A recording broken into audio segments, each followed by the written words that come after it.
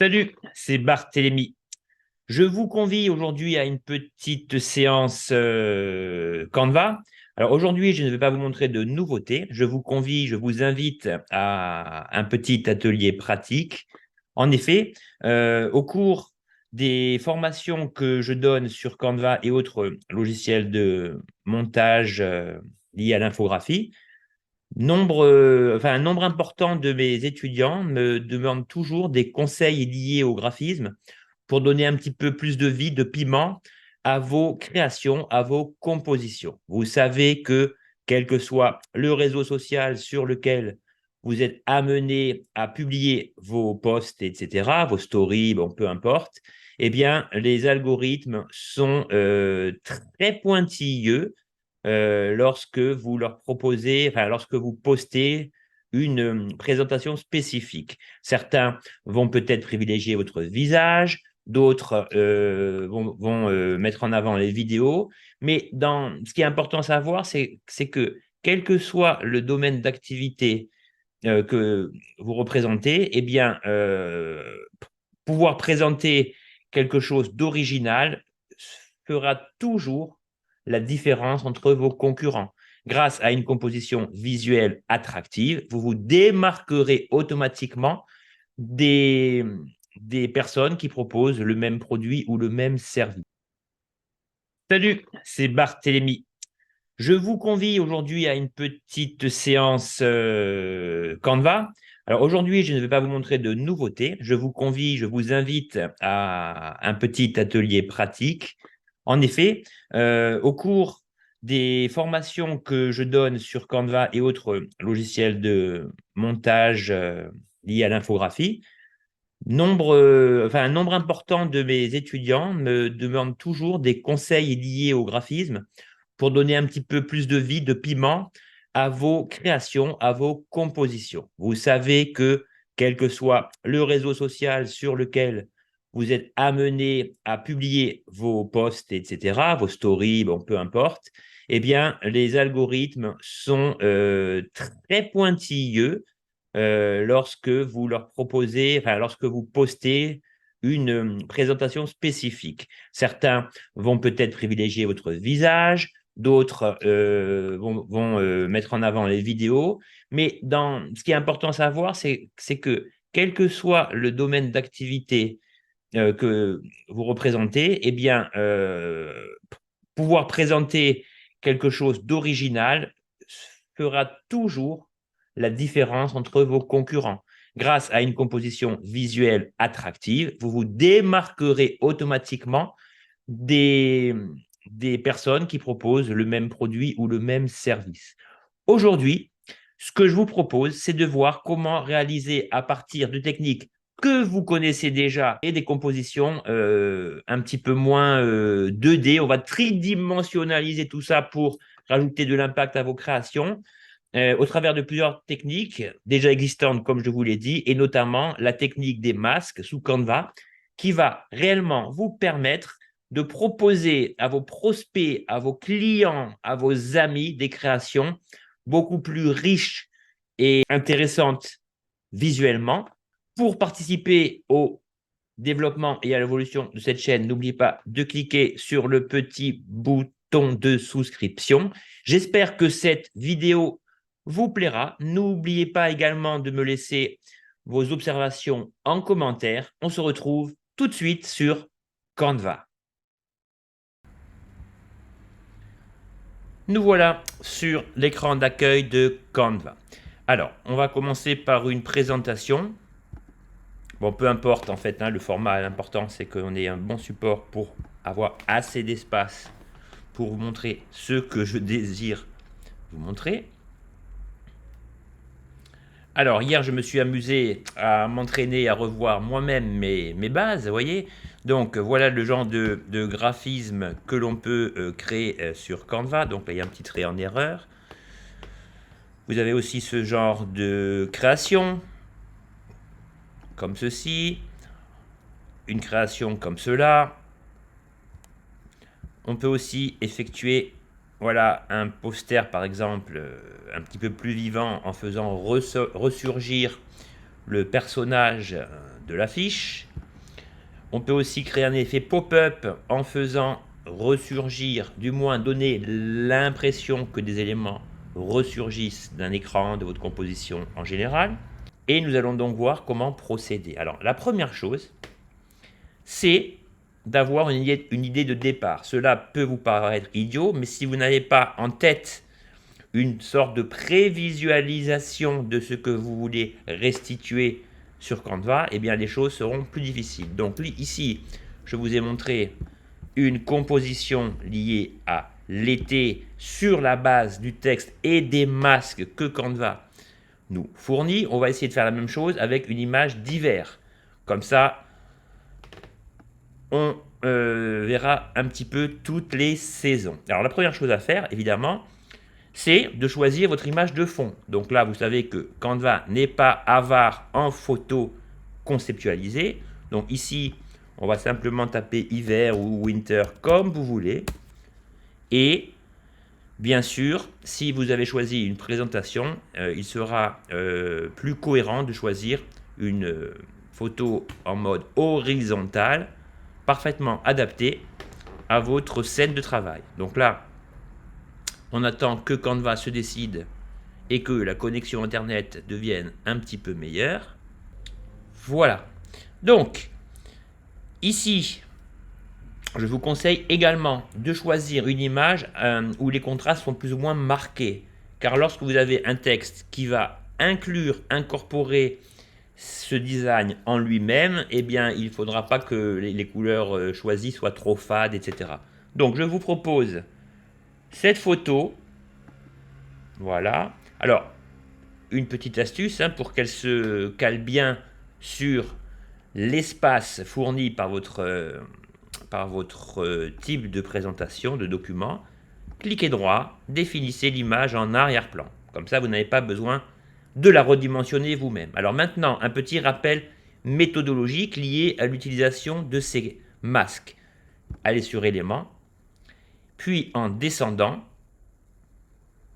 vous trouverez les masques ici. Alors, terminologiquement parlant, Canva évoque les cadres, mais dans l'absolu, si vous utilisez ce genre de technique sur d'autres logiciels, eh bien, cela porte le nom de masque et non de cadre. Donc ici, même si j'utilise la terminologie masque, eh bien, il s'agira de cadre. Donc, petit rappel méthodologique, si vous voulez enfermer une image dans ce cercle, je clique sur mon cadre, je vais dans Photo, je choisis n'importe quelle image et en la faisant glisser dedans, le contenu s'adaptera à son contenant. Et si vous voulez redimensionner le contenu dans son contenant, c'est un peu le même principe que les blocs sous InDesign. Le contenu est indépendant du bloc qui le contient. Il suffira de double-cliquer sur votre cercle et d'opérer soit un mouvement si vous voulez recadrer l'image à l'intérieur de sa forme, ou choisir un des points de redimensionnement externe et de caler l'image comme vous voulez qu'elle le soit. Voilà pour le petit rappel méthodologique. Donc ici, on ne veut pas utiliser un cadre ou une forme classique, mais de taper le mot winter et d'intégrer donc ce que vous voyez ici à l'intérieur. Alors, regardez comment ça fonctionne. Je retourne sur mes éléments. Je vais sur cadre, afficher tout. Et si vous avez la patience d'aller un petit peu plus bas, vous allez trouver un alphabet complet comprenant des lettres sous forme de masque ou de cadre comme vous voulez. Donc là, il me faut un W, il me faut un I, un N, un T, un E et un R. Alors pourquoi est-ce que j'exporte tout d'un coup? C'est parce que je sais que les lettres sont assez importantes. Donc vous voyez que Canva nous propose des lettres épaisses. Plus les lettres vont être épaisses et plus l'image enfermée à l'intérieur sera percutante. Donc pourquoi est-ce que j'importe ces 6 caractères d'un coup? Eh bien c'est parce que je veux les réduire, les redimensionner d'un coup. Parce que par expérience, si je positionne 6 caractères l'un à la suite de l'autre, eh bien ils ne vont pas tenir sur la largeur de votre composition. Donc là, j'encadre l'ensemble et je donne un petit coup de manivelle vers l'intérieur, et là, je pense que les LED seront parfaitement alignés au niveau taille, en largeur, sans avoir besoin de les redimensionner une nouvelle fois. Un deuxième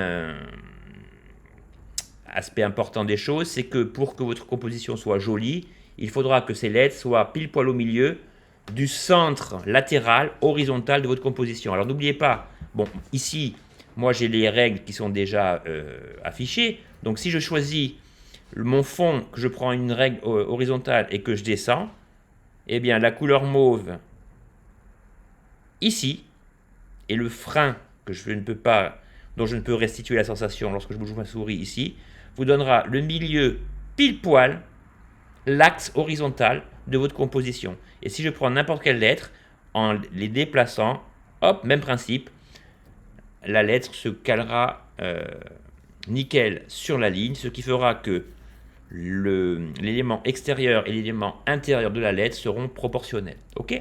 Donc, allez dans Fichier, Paramètres d'affichage et afficher les règles et les repères. Sinon, vous faites CTRL R ou SHIFT R si vous avez un Mac pour accéder à cela de manière plus rapide. Donc là, je vais prendre mes lettres, je vais essayer de les caler comme il faut. Donc d'abord, je procède à un petit alignement classique, comme ceci.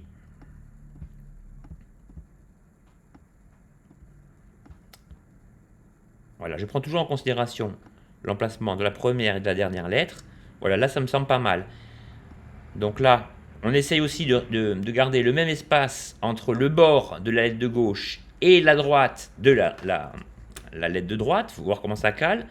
Et ici, vous voyez, je vais commencer à caler mes éléments. Donc là, je vais de visu créer un certain espace entre le W et le I. Et ce qui est pratique dans Canva, c'est que si je prends la troisième lettre et que je veux exactement le même espace, eh bien en bougeant, voilà, Canva va s'arrêter tout seul. Là, je sais que l'espace entre le I et le N est proportionnel avec l'espace entre le W et le I. Et je vais répéter l'opération pour la suite. Hop, ça y est. Quand vous bougez, Canva stoppe directement la lettre. Bon, évidemment, si vous cliquez comme un malade sur la souris, ben, votre lettre va partir. Mais si vous faites ça de manière assez lente, voilà, là, la lettre est proportionnellement bien placée par rapport à la lettre précédente. Je refais pareil avec le E. Je refais pareil avec le R. Donc là, vous voyez, au niveau harmonie, le côté gauche, il y a un petit peu plus d'espace qu'avec le côté droit. Mais là, c'est pas grave, parce qu'une fois que vos lettres ont bien été redimensionnées et bien placées, il suffit de reprendre l'ensemble de vos lettres en les sélectionnant. Je vais un petit peu à gauche, et voilà, Canva m'a parfaitement positionné l'ensemble en respectant l'espace de gauche avec l'espace de droite. Vos lettres sont désormais disposées à accueillir la photo chargée de remplir ce contenant. Ok? Alors là, je reviens dans photo. Et le but de l'opération, donc je reviens ici. Alors, dans le présent exemple, ce qu'il y a de bien ici, c'est que la transition coupe la lettre du milieu. Ce que je vais vous dire par là, c'est que si vous effectuez, que vous voulez restituer ce type d'effet, eh bien il vaudra mieux, c'est bête ce que je vous dis, hein, mais que votre titre soit constitué d'un nombre impair afin que la lettre du milieu soit parfaitement coupée. Si ici je tape Winter, ben, on n'aura pas le même effet. Donc on va franciser tout ça. J'aurais dû y penser avant. Vous voyez, c'est assez vite fait. Donc je vais simplement remplacer les deux lettres, donc le H et le V. Bon là, pas de problème, hein, même si on n'a pas redimensionné tout d'un coup, en prenant l'axe, l'angle, en descendant, voilà, la lettre va être la même. On va faire de même pour le H.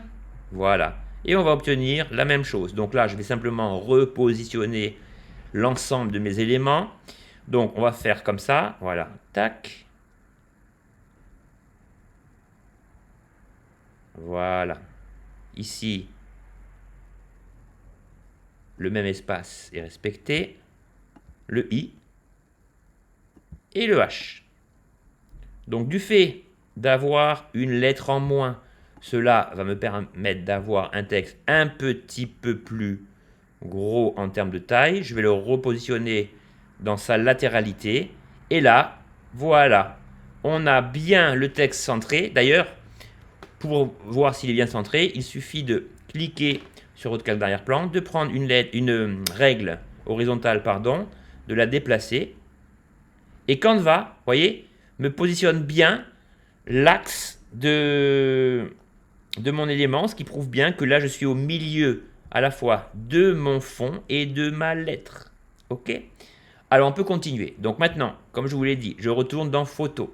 Alors, le but du jeu, ça va être de remplir les 3 dernières lettres de la même photo que celle utilisée en fond. Alors, voilà comment ça fonctionne. Je clique sur la photo et je vais la faire glisser dans le R. Souvenez-vous du rappel méthodologique, je double-clique sur l'image pour la rendre plus grande. Donc là, il va simplement s'agir de prendre une des poignées de redimensionnement et de la caler ici pour qu'elle atteigne la hauteur de votre zone de travail et de recommencer la même chose sur la poignée du bas, comme ceci. Alors le problème avec cette technique, c'est que comme j'ai transformé mon image de fond en arrière-plan, je ne pourrai pas avoir la même exactement la même, comment dirais-je, la même taille sur la largeur. Vous voyez? Donc là, je vais être embêté. Donc il va falloir choisir simplement, comme ceci, d'agrandir un petit peu l'image en trichant un peu. Voilà. Pour que l'ensemble de mon texte hiver soit pris en considération, soit inclus dans les lettres. Mais comme on doit inclure simplement ce texte au niveau des 3 dernières lettres, on peut se permettre d'avoir une partie un peu tronçonnée. Le problème, c'est qu'après, lorsque je vais revenir comme ceci, vous allez avoir une partie de l'image qui va être coupée. Donc il faut toujours bien choisir son fond, faute de quoi vous risquez d'être embêté. Donc là, si je suis embêté, que faire? Eh bien, je vais revenir en arrière. Voilà. Et je vais simplement choisir un autre fond. Ou,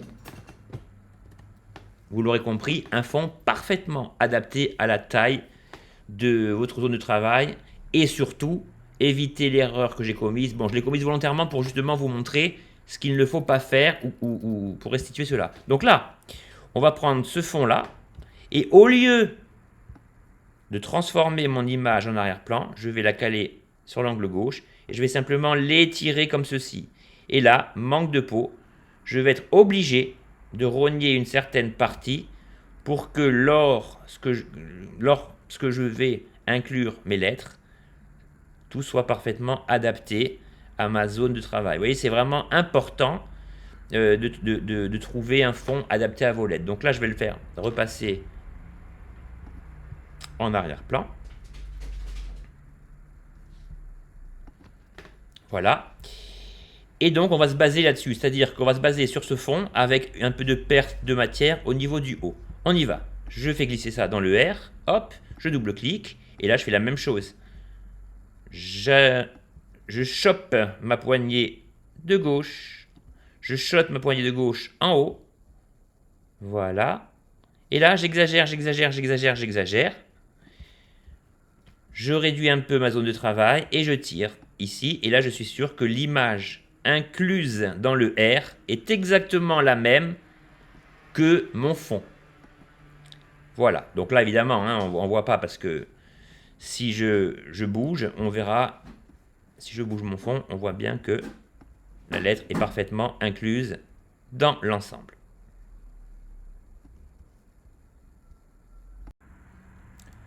Alors, en bon maniaque que je suis, je m'aperçois que le texte n'est pas parfaitement centré, donc on va corriger ça vite fait. Je clique sur l'image, je reprends ma règle et je la positionne pile poil au milieu de mon document. Du coup, je vais être obligé de reprendre mes lettres.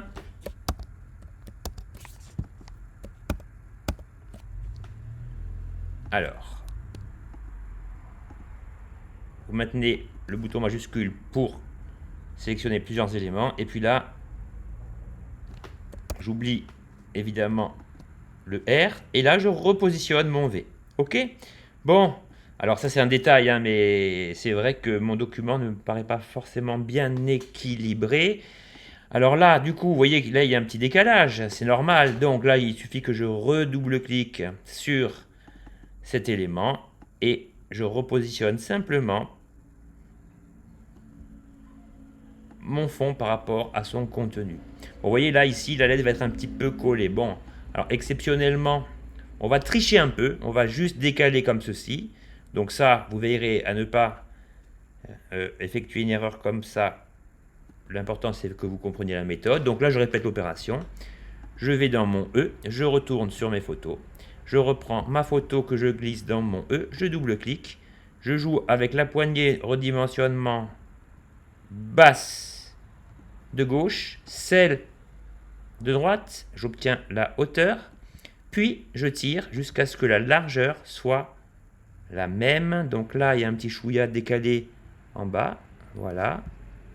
Bon, après, si vous décalez de 1 ou 2 cm, de 1 ou 2 mm, pardon, vous n'allez pas trop voir la différence. Voilà, le E est parfaitement calé. Je vais faire la même chose avec le V, comme ceci. Je double-clique, même topo, ma poignée, hop, la poignée du bas, hop, celle-ci. J'ai mon rapport hauteur respecté, et là je tire ici pour avoir la largeur. On est pas mal. Voilà le travail. Une fois que vous avez rempli les 3 lettres, voilà un petit conseil. Vous cliquez sur le fond et vous le faites glisser simplement ici.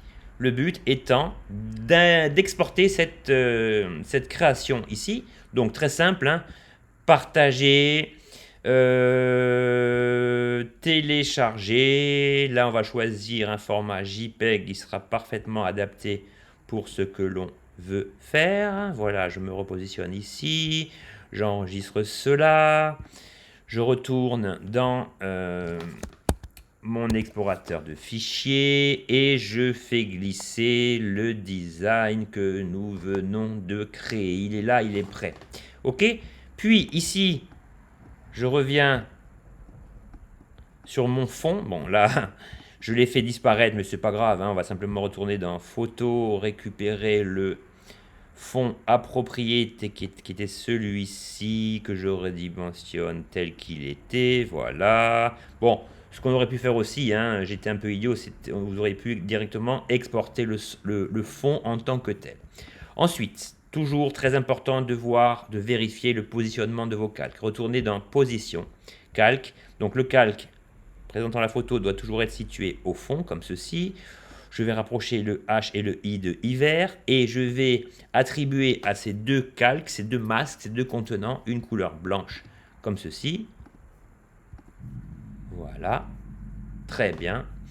Et dernière chose, je retourne toujours en position, je vais retourner dans Importation pour importer les éléments que nous avons positionnés ici. Voilà, on y est presque. Donc à partir de là, c'est pareil, je retourne dans Position, je veille à ce que cela soit bien situé en dessous des deux lettres H, I de couleur blanche.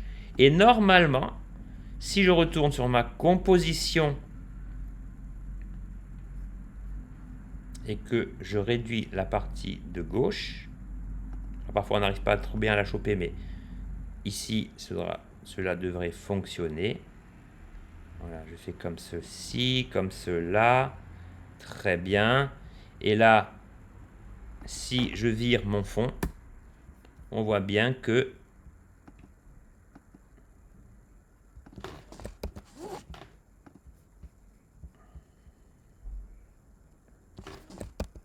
voilà, donc là, a priori, tous nos calques sont parfaitement situés dans l'ordre dans lequel ils doivent l'être. Donc là, regardez, une petite astuce, je vais sur l'image de fond, ok, je vais double-cliquer, rogner, et je vais simplement faire en sorte que mon image de fond se cale pile poil au milieu du V de hiver, comme ceci, et le tour est presque joué. Donc n'oublions pas que cette lettre aussi doit être de couleur blanche pour que cela fonctionne. Et voilà, le tour est joué. Donc là, je peux enlever les différents traits qui me donnaient une sorte de rapport spécifique entre la hauteur et la longueur et la largeur. Pardon, là, on s'aperçoit que du fait du terme hiver, ben, la composition n'est pas parfaitement coupée en son milieu, mais on a obtenu l'effet qu'on voulait obtenir. Et en fait, regardez bien, si je reviens dans position, on revoit les différentes étapes. Donc d'abord, vous dotez d'un fond spécifique, écrire les différentes lettres sous forme de calque, écrire le mot qui composeront votre phrase complète, incorporer dans les 3 dernières lettres chaque fois la même image que vous redimensionnez et que vous positionnez de la même façon. Ensuite, vous prenez une photo du fond blanc avec les lettres remplies de ces fonds. Remplir les 2 lettres qui vont être en surimpression du côté gauche de blanc. Réduire le côté gauche comme ceci de votre image importée et vous obtenez l'effet escompté. Voilà pour le premier exemple. Il était un peu long, mais c'était bien de revenir sur certains aspects qu'on avait déjà vus. Alors on va reprendre ce principe. Par exemple, pour les coachs sportifs, j'ai beaucoup de gens qui font du sport et qui me demandent comment rendre leur poste un petit peu plus péchu. Bah là, on va simplement créer une seconde page. On va faire à peu près la même chose, mais on va en faisant ressurgir un élément du texte. Donc là, il va falloir rajouter une technique à la technique existante. Donc là, dans les photos, j'aimerais quelqu'un qui fasse un jogging. Jogging homme, jogging femme, peu importe. L'important, c'est que on ait des individus susceptibles de ressortir de votre composition. Donc là, voilà, celle-ci me semble pas mal, même si bon, l'intérieur est un peu terne. On va prendre celle-ci. On va essayer.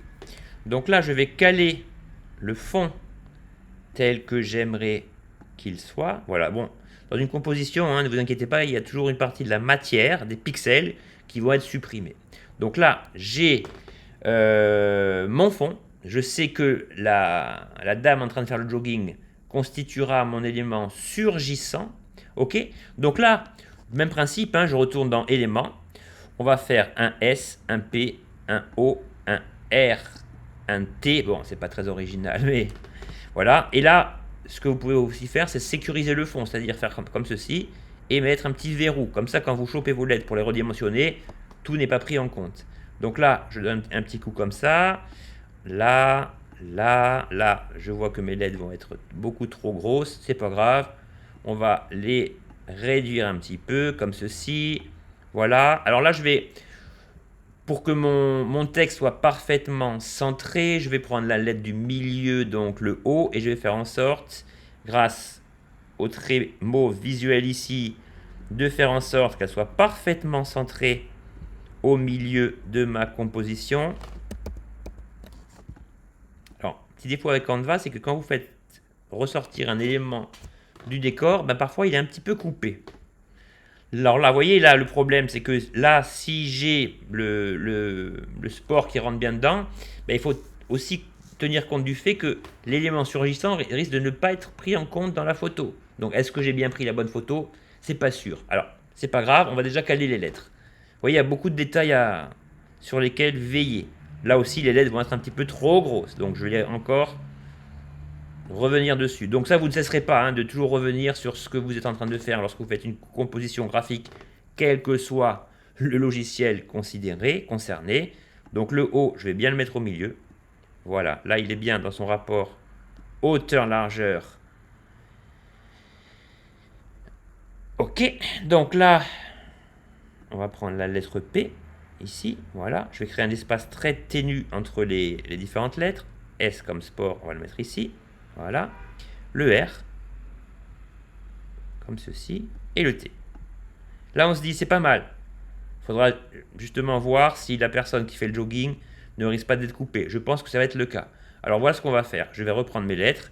Je vais excentrer un petit peu le sport, en trichant un peu, ça ne se verra pas visuellement parlant. Et malheureusement, pour vous montrer l'effet que je voulais vous montrer, je vais être obligé de prendre un autre fond parce que celui-ci risque de ne pas caler parfaitement à l'effet souhaité. Donc là, il est un petit peu capricieux. Voilà, je déverrouillé. Je vire mon fond. Les LED sont déjà positionnés, c'est le plus important.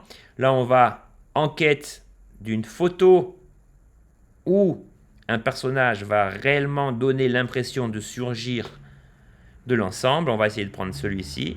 Voilà, celui-ci devrait beaucoup mieux aller. Donc là, je me cale ici. Je me cale là. Voilà. Et on va considérer que la personne va surgir comme ça. Donc là, j'ai le problème inverse. Le sujet est beaucoup trop grand lorsque j'agrandis l'image. Vous voyez, donc on va en choisir une autre. Voilà, ça c'est toujours des problèmes récurrents quand vous souhaitez adapter une photo à un texte pour procéder à des effets spéciaux. Alors on va regarder, on va finir par trouver, vous inquiétez pas, on va faire ça. Voilà, celle-ci elle devrait être pas mal. Donc on va faire comme ceci, on va faire comme cela. Et si je cale mon personnage comme ça, je vais encore avoir une perte. Bon, c'est pas grave, on va essayer comme ceci. Donc là, on va toujours sacrifier une partie du pied. Voilà. Ok, je retourne dans position et je veille à ce que le calque de fond soit toujours l'avant-dernier avant le calque par défaut qui existe ici. Ok, ben on va voir si le jeu en vaut la chandelle. Bon, l'important ici c'est que vous voyez l'effet que je vais vous faire découvrir, hein, même si c'est pas parfait. Donc pareil, je retourne dans mes photos et on va s'occuper des 3 dernières lettres, c'est-à-dire le R, le T et le O. On prend la photo, je la fais glisser dans le R, même principe que tout à l'heure. J'élargis, j'ai oublié de double-cliquer dans la photo. J'élargis ma photo afin qu'elle soit bien compatible en termes de largeur.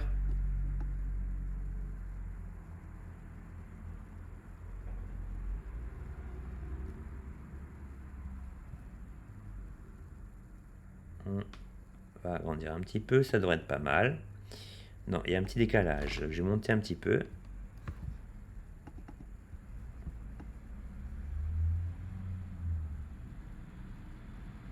Voilà. Bon, de toute façon, on ne verra pas le décalage du fait que le fond sera d'une couleur blanche. Mais disons qu'on veut quand même bien faire les choses. Voilà, là on est bien calé. Ok, on continue. Je me mets dans le R. Je double-clique. Je me mets ici.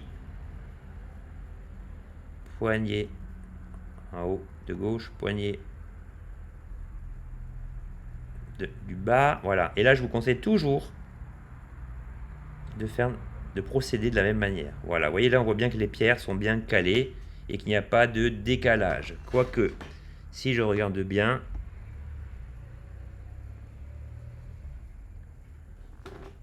voilà. On peut en constater un léger, mais il sera vraiment pas très important. Vous voyez, le fait de mal caler l'image, vous avez un petit effet de flou. Bon, il y a aussi un petit effet de flou lié à la vitesse du personnage qui est en train de courir. Bon, je m'occupe de la lettre O. Hop. Alors, vous voyez, si vous double-cliquez pas, vous allez redimensionner le masque au lieu du bonhomme. Voilà, je fais comme ceci. Je fais comme cela. Voilà. Je me cale ici. Et normalement, ici, tout devrait bien aller. Vous voyez, je prends comme repère la dernière petite pierre. Et là, on est pas mal. On a notre bonhomme qui est bien positionné. Ok, et on va voir ce que ça donne. Donc ici, l'élément surgissant, c'est-à-dire la partie haute du gars qui fait son jogging va ressortir, ressurgir de votre lettre. Et donc, il faudra procéder à une petite technique supplémentaire, mais que vous connaissez également déjà. Alors, voilà comment ça va se passer. On va reprendre le principe de tout à l'heure. Donc, vous avez compris que la photo que nous allons exporter va être celle-ci. D'accord? Alors, regardez, pour ne pas perdre mon image, ce que je vais faire, je vais me rendre sur la page 2. CTRL-C, CTRL-V, commande C, commande V si vous avez un Mac, comme ça j'ai la même chose. Donc sur cette photo-là, je vais aller sur position. Donc ici, je vais simplement virer les deux masques qui ne me servent plus à rien. Et là, je vais virer le fond, comme ceci. Voilà donc les deux images que nous allons exporter ici. Je me décale un petit peu, partager, télécharger. On choisit comme tout à l'heure le format JPEG. Je n'ai pas besoin de la première image qui correspondait à celle de notre premier exercice. Terminé. L'image est en voie d'importation.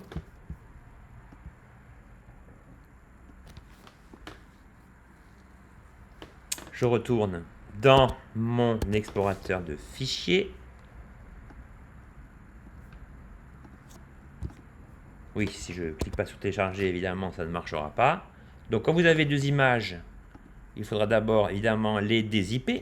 Bon, ça, c'est classique. Et vous les faites glisser dans votre Canva. Voilà donc les deux images dont nous allons nous servir pour fignoler cette dernière partie de l'exercice. Donc ici, je reviens sur ma page numéro 2. Comme ça, je retrouve bien l'ensemble de mes éléments. Je vais réimporter le fond que je vais caler immédiatement à l'endroit où il doit être, c'est-à-dire ici. Je vais le redimensionner pour le refaire caler à mon image. Voilà, parfait. Pardon, parfait. Et je vais attribuer à chacune des lettres la couleur blanche. OK? Donc, blanc, blanc, blanc. Très bien. On va tester. Je prends ceci. Donc là, ça ne va pas marcher puisque il me manque l'image à emporter correspondant à celle-ci. Donc, n'oubliez pas, hein, toujours les 3 dernières lettres remplies sur fond blanc. Donc, je le fais. Je fais la même chose. Je redimensionne mon image. Voilà. Ici aussi, n'oubliez jamais que cette image doit être située ici. Donc là, ça doit être bon. On va regarder si ça fonctionne. Donc pour résumer, voilà comment les choses doivent être organisées. On a récupéré l'image plate de notre fond. On a bien rempli les 3 lettres de blanc comme sur l'exemple précédent. Ici, si je reviens sur position, on voit bien que tous les calques sont dans le bon sens. Il me reste donc à importer la photo correspondant au fond blanc, d'où ressortent les éléments liés à ORT. Je fais comme ceci. Donc là, j'ai inversé la technique, mais c'est pareil. Là, il suffira de cliquer sur la poignée de redimensionnement gauche centrale, d'aller comme ceci, et l'effet que nous voulions, eh bien, est réussi. Sauf que là, comme je vous ai dit, il faut que le personnage principal ressurgisse du haut. Il faudrait que la jambe dépasse de là et que la tête et le bras dépassent également. Alors là, comment faire ceci? Je vais reprendre la photo de notre coureur, la caler afin de respecter les proportions de notre image globale, modifier une photo, effacer l'arrière-plan. Canva calcule en quelques secondes, voilà comment cela doit être conçu. Et bien là, voilà comment on va procéder. Donc là, on aimerait en fait que cette cuisse-là soit masquée afin qu'on ait l'impression que le coureur saute, ressurgisse du haut. Alors voilà comment faire. Hein. Donc je double-clique sur l'image, rogner. Alors parfois sur Canva c'est un peu rudimentaire, mais on n'a pas trop le choix malheureusement. Donc là je fais comme ceci. Alors le fait de recourir à cette technique ici est un peu compliqué parce que la jambe qu'on aurait aimé voir effacée en fait fait partie intégrante de l'image de gauche. Donc là ça va être un petit peu difficile. Bon, je vous montre la technique vite fait. Si par exemple on avait voulu se débarrasser de celle-ci, vous auriez double-cliqué ici. Comme je vous l'ai dit, modifier une photo rogner. Et en jouant sur les éléments, vous voyez, vous pouvez faire en sorte que telle ou telle partie du personnage soit invisible de la photo. Voilà, si je fais comme ça, eh bien, voilà, là on a l'impression que le personnage entre bien, en fait, vous voyez, fait bien partie du rond, du haut. Donc si je fais comme ça, voilà, là on voit bien que le personnage est coupé en deux. Alors là, vous pouvez répéter l'opération en fait, hein.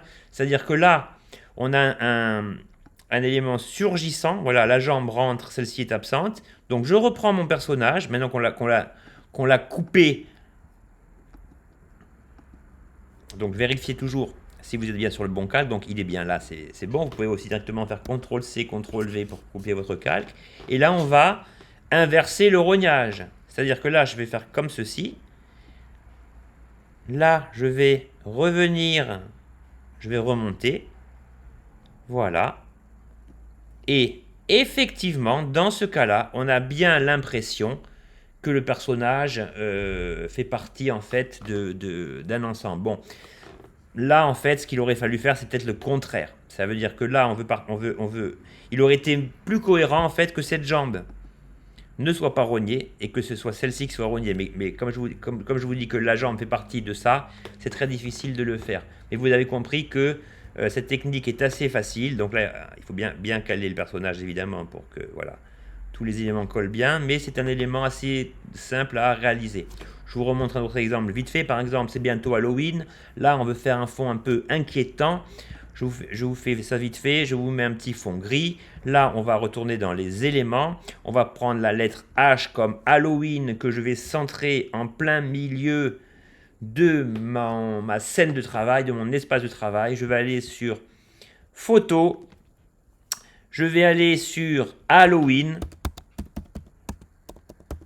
Comme ceci. On va choisir une photo où un des éléments serait susceptible de ressurgir de l'image. Donc là, il y a une petite photo avec une citrouille. On va regarder un petit peu ça. Les fantômes sont assez rigolos. Si je fais comme ça, on va essayer. Hein. Ça mange pas de pain. Voilà, là, ça c'est pas mal. Donc là, j'ai des petits fantômes, voilà, qui sont censés symboliser plus ou moins Halloween. Et j'aimerais que, voilà, les deux sur le côté ressurgissent. Alors là, rien de plus simple. Hein. Voilà, l'exercice, il est quasiment déjà fait. Donc, on prend la même photo, on l'adapte au niveau de la hauteur, chose qu'on a faite pour la précédente. Donc là, vous êtes quasiment sûr de tomber sur les mêmes photos, sur les mêmes fantômes, pardon, au niveau de leur redimensionnement. Il suffira pour vous d'aller dans modifier une photo, effacer l'arrière-plan. Voilà. Et là, il suffira donc que je me mette... Alors là, il faut faire attention. Vous voyez là, si je bouge trop mon image, elle va être englobée dans la lettre. Ce que je ne veux pas. Sinon, ça va remplacer le contenu différent.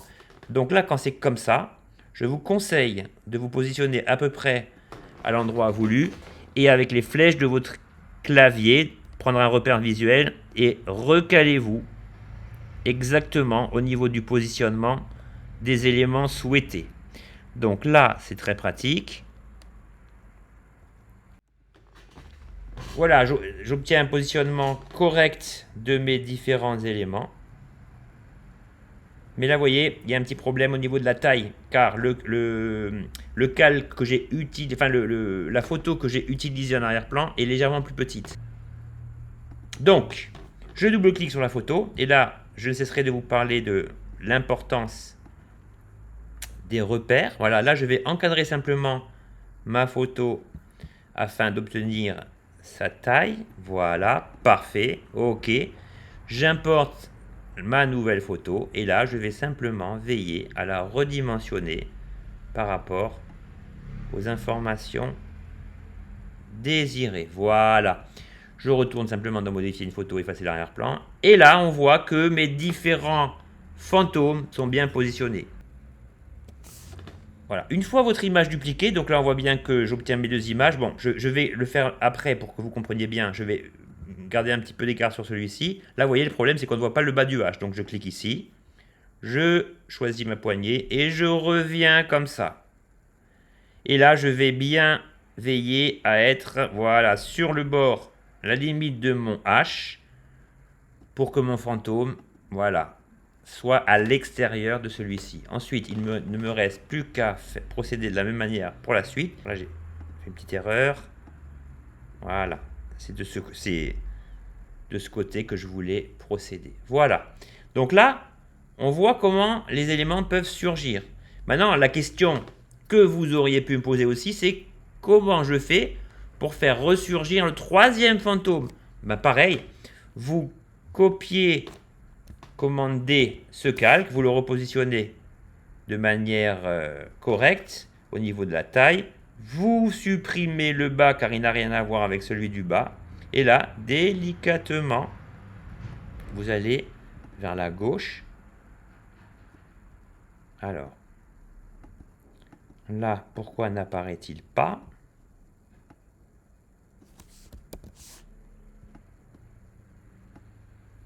Voilà, il est là. Il était un petit peu capricieux. Voilà. Et là, vous voyez que, alors là, évidemment, ne pas oublier de procéder comme ceci. Et là, vous voyez que, bon, c'est pas un chef-d'œuvre, hein, mais disons que en jouant avec l'introduction d'une photo, d'un contenu dans un contenant, vous pouvez donc incorporer n'importe quelle image dans un texte en dupliquant plusieurs fois cette image, vous pouvez, et en éliminant l'arrière-plan, vous pouvez donc faire ressurgir des éléments d'une composition. Donc là, on s'amusait vite fait, hein, je vous ai montré ça avec des fantômes, mais vous pouvez faire n'importe quoi. On a vu que sur cette composition, c'était un petit peu plus difficile à obtenir. Bon, il faut se creuser un petit peu la tête, mais ce que je vous dis, c'est qu'une fois que vous avez compris la technique, n'hésitez jamais à revenir dans position, de bien vérifier le sens de vos masques, de vos calques, pardon, et vous voyez que ici, on a utilisé un fond gris, le H qui comprend notre image d'origine, et ainsi que les trois occurrences, c'est-à-dire les trois copies de fond qui ont servi à faire ressortir mes petits bonhommes de l'écran, enfin de la lettre dans laquelle ils étaient contenus. Donc voilà, si vous voulez, au travers de ces trois exemples, une manière agréable de faire ressurgir des sujets d'un texte, de rendre vos créations un petit peu plus attractives. Je vais quand même vous montrer une dernière fonctionnalité en bonus qui n'est pas forcément liée à l'utilisation du texte, mais qui consiste à faire ressurgir un personnage d'une affiche. Alors pour ça, je ne vais pas me casser la tête, vous savez que je suis un peu feignant, je vais reprendre cette image, voilà l'image de King Kong, donc je vais la refaire devant vous, hein. Alors là, celle-ci, elle m'a posé un petit peu de problème, vous allez comprendre pourquoi. Et pourquoi je vous parle de cette technique, c'est pour vous expliquer justement comment parfois des éléments subsistent au niveau du fond. Je vais vous montrer comment les effacer et comment obtenir un résultat probant qui donne l'impression qu'un personnage ressurgit d'une affiche. Alors là, je vais prendre exactement le même exemple. Je vais effacer mon King Kong ici. Je vais aller dans les images que j'ai importées. Donc vous avez compris qu'on va utiliser le même King Kong. Mais je vais vous montrer pourquoi j'ai choisi cette image en particulier. Donc là, j'ai choisi une image de mock-up. Enfin, c'est pas vraiment un mock-up. Hein. Un mock-up, c'est une image dans laquelle, en faisant glisser, c'est comme le principe des masques. En faisant glisser une forme dedans, elle va s'adapter. Ici, ce n'est pas un véritable mock-up. Ça veut dire que l'image que je vais introduire ici, l'affiche de King Kong, eh bien, elle ne sera pas incluse dans le carré, dans le rectangle. C'est à nous de faire la découpe. Voilà, Canva a fini d'afficher les images. Donc, je clique sur l'image de King Kong que je veux intégrer dans son ensemble. Donc là, très facile. Hein, là, on sait que le poster doit rentrer dans ce rectangle. Donc, je prends un repère visuel. Alors là, je vais le caler à l'angle bas du panneau, je vais prendre la partie opposée, je vais le faire revenir et je vais juste veiller à ce que, voilà, le poster rentre bien en largeur. Je le cale au niveau de la base, comme ceci, voilà, essayez de ne pas laisser trop d'espace. Et donc la partie qui dépasse, vous l'aurez compris, sera la partie qui va être traitée en découpe. Donc là, je vais créer un double de cette image, comme ça j'ai pas besoin de le redimensionner, commande D, voilà, je le mets de côté pour l'instant, et là je vais simplement faire en sorte que l'image, voilà, la partie qui n'a pas à être prise en considération par la coupe, soit ici. Bon, après vous peaufinez, hein, si vous voyez qu'il y a encore un petit peu d'erreur. Voilà, parfait. Et je recale cette image ici. Voilà, là, c'est parfait. Donc là, vous avez compris le principe. Modifier une photo, effacer l'arrière-plan, et mon King Kong surgit. Première chose à faire, c'est qu'on voit que ici, l'outil d'arrière-plan n'a pas été vraiment précis. Pourtant, c'est du verre, hein, c'est bizarre. Et il n'a pas enlevé toute la matière. Donc la première chose à faire, c'est que déjà, prenez toujours l'habitude, pour vous éviter du travail supplémentaire, de recadrer, enfin de rogner l'image correspondant à la partie coupée. Vous voyez, comme ça, si je monte un petit peu, voilà, je peux. Ouais, le problème, c'est que là, j'ai trop de matière qui n'a pas été prise en compte. On va se mettre là. Alors, la question, c'est comment j'enlève ce verre? Eh bien, simplement, vous redouble-cliquez sur l'outil effaceur d'arrière-plan. Et là, quand vous cliquez plusieurs fois, vous voyez, vous avez un pinceau. Bon, manque de peau. Ici, voilà, il fallait que je me mette sur celle-ci. Donc, effaceur d'arrière-plan. Voilà. Et là, la partie que je veux supprimer se situe à peu près ici. Donc là, il va falloir jouer sur la taille du pinceau. Un pinceau épais pour les parties les plus accessibles. Vous voyez, bon, après, il faut un peu de technique pour aller vite. Voilà, mais n'hésitez pas, surtout selon la zone que vous travaillez, de réduire la taille du pinceau. Voilà, pour enlever tout ce qui est resté.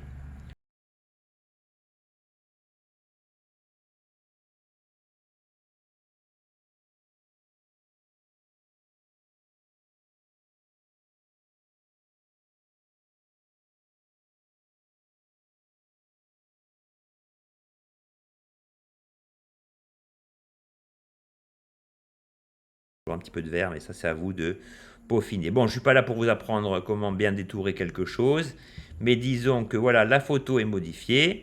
Canva me recalcule cela et on voit que, voilà. Donc là, parfois, la photo disparaît, mais ce n'est que temporaire, ne vous inquiétez pas. Bon, en zoomant, on s'aperçoit qu'il y a encore un petit peu de verre. Bon, après, vous avez aussi des logiciels un peu alternatifs hein, qui vous servent à bien détourer ça, peut-être mieux que Canva. Vous avez un site qui s'appelle Remove BG qui vous permet de faire ça. Moi, l'important, c'était simplement de vous donner quelques tuyaux pour que vous puissiez faire ressortir un personnage sans vous prendre trop la tête. Voilà, là, je restitue bien. Et on est pas mal. Bon, il y a encore des défauts, hein, mais c'est pas grave.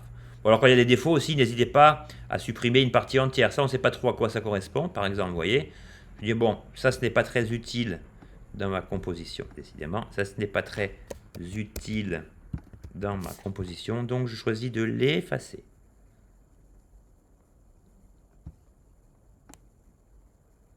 Parfois, faut